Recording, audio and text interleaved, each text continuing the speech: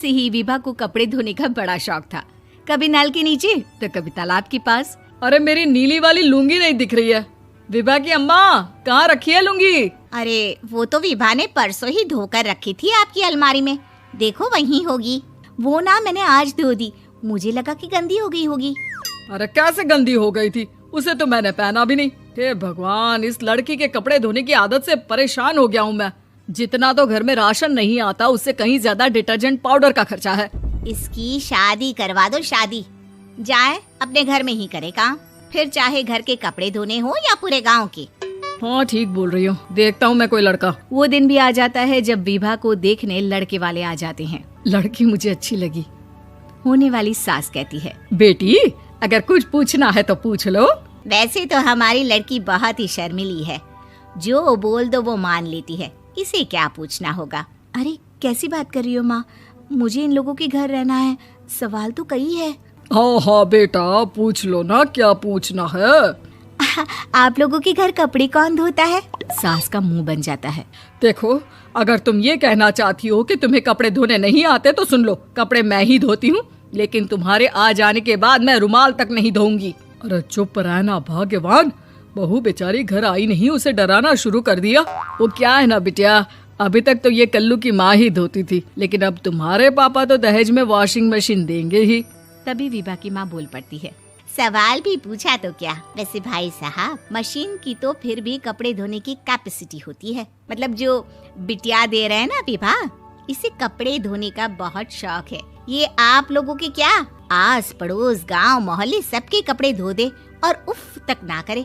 बाहर देखा नहीं आपने कितने कपड़े सूख रहे हैं? सब हमारी बिटिया ने ही तो धोए हैं। बस भी करो ना माँ, शर्म आ रही इतनी तारीफ सुनकर।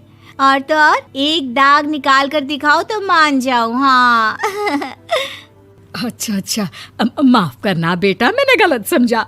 हमें तो रिश्ता बहुत पसंद है। और ऐसे जुड़ जाता है रिश्ता कपड़े धोने का शौक रखने वाली विभा का। उसकी शादी हो जाती है कोयला फैक्ट्री में काम करने वाले कल्लू के साथ। शादी के बाद अचानक विभा चिल्लाती हुई सास के पास आती है। सासू माँ, अरे सासू माँ कहाँ है आप? ये तो धोखा है, धोखा दिया आप लोगों ने मुझे।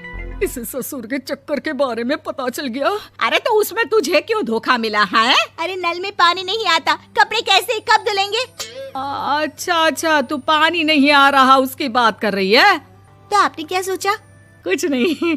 अच्छा, तेरी माँ ने कहा था कि कपड़े धोने का शौक है तुझे, याद आया मुझे। शौक बोलकर कपड़े धोने वाले मेरे जुनून को कम ना आके सासू माँ, कपड़ा धोना मेरा गुरूर है। तभी पति भी वहाँ आ जाता है। अभी मैंने इसे सनी देओल की फिल्म दिखाई है, उसी के डायलॉग मार रही है माँ। अच्छा सुन, साफ साफ बता रही हूँ, पानी सुबह 4 से 6 और शाम को 10 से 12 आता है, समझी? विभा टाइमिंग सुनकर हैरान हो जाती है। ये क्या भूतों का मोहल्ला है?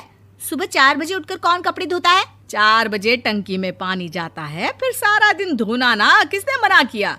अरे कैसी बात कर रही हैं? 200 लीटर की टंकी में कितने कपड़े धो लूंगी मैं? सुबह ही उठ जाऊंगी मैं। अब क्या था, विभा सुबह 4 से लेकर रात के 12 बजे तक कपड़े ही धोती रहती। एक रोज सास पड़ोस से निकलकर कहीं जा रही होती है कि साथ वाली कहती है, हाँ कल्लू की माँ, जरा ये बताओ कि 2 साड़ी है, 2 ब्लाउज और एक पेटीकोट और एक नाड़े वाला लंबा कच्छा। हाँ तो? अरे तो क्या, कितना लोगी धुलाई ये बताओ। धोबन दिख रहे हैं हम क्या? हमारे पति सरकारी नौकरी से अभी रिटायर हुए हैं और बेटा सुपरवाइजर है कोयला फैक्ट्री में। धोबन समझ रखा है हमें? हाय रे कल्लू की अम्मा, माफ कर दो, वो तो मोहल्ले में यही सब बता रहे थे कि तुमने बहू को कपड़ा धुलवाने के काम में लगा दिया है। सास को पड़ोसन की बात सुनकर गुस्सा आ जाता है। वो घर पहुंचती है जहां घर के बाहर ही इतने सारे कपड़े सूख रहे होते हैं जितने कि किसी धोबन के घर पर। अरे ओ कल्लू की दुल्हन, बाहर निकल। माँ जी यहीं आ जाओ, बाथरूम में चादर धो रहे हैं हम। अरे अभी हम धोते हैं, तुमको बाहर निकलो। ये आस पड़ोस वाले बोल रहे हैं कि हम बहू से कपड़े धुलवा कर उसे कपड़ा धोने वाली बना दिए हैं। अरे छोड़ो ना माँ जी, किन लोगों की बातों में आती हो? आस पास के लोगों का तो काम ही होता है कि वो किसी तरह सास बहू को लड़ा दे। बहू सारे घर के कपड़े धोती है, ये क्या कम है? बोलिए।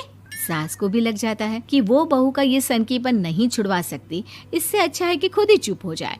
एक रोज सास और बहू मंदिर जाते हैं, जहाँ सास की साड़ी वहाँ खड़ी भीख मांगने वाली से मिलती है। माँ जी क्या बात है, आपकी साड़ी उस भिखारन से कितनी मिल रही है ना? हाँ देखो तो दोनों की साड़ी मिल रही है। क्या बात है कल्लू की अम्मा, तुम खुद को तो अफसर की बीवी बताती हो और ऐसी सिंपल सी प्लेन साड़ी पहनकर घूमती हो। सिंपल और प्लेन नहीं है ये साड़ी। तो क्या सोने के धागे से फूल बने हैं? कुछ भी सासू माँ, कुछ भी। हाँ, बने थे इस साड़ी में सोने के धागे से फूल। मेरे पति लेकर आए थे मद्रास से स्पेशली मेरे लिए 10,000 की। ताहे भाई साहब इस भिखारन के लिए भी सेम टू सेम साड़ी लेकर आए होंगे 10,000 की। सास उस वक्त तो कुछ नहीं कहती, लेकिन बहू के साथ घर आती है और अलमारी से एल्बम निकाल कर लाती है। ये साड़ी देख रही है, ये वही साड़ी है जिसे मैंने अभी पहना था। इस साड़ी में ये जो चमकदार फूल दिख रहे हैं ना, ये सोने के धागों से काटे गए हैं। लेकिन तू लोकल वॉशिंग मशीन ब्रश से घिस घिस कर सारे फूलों को निकाल कर साड़ी प्लेन कर दी।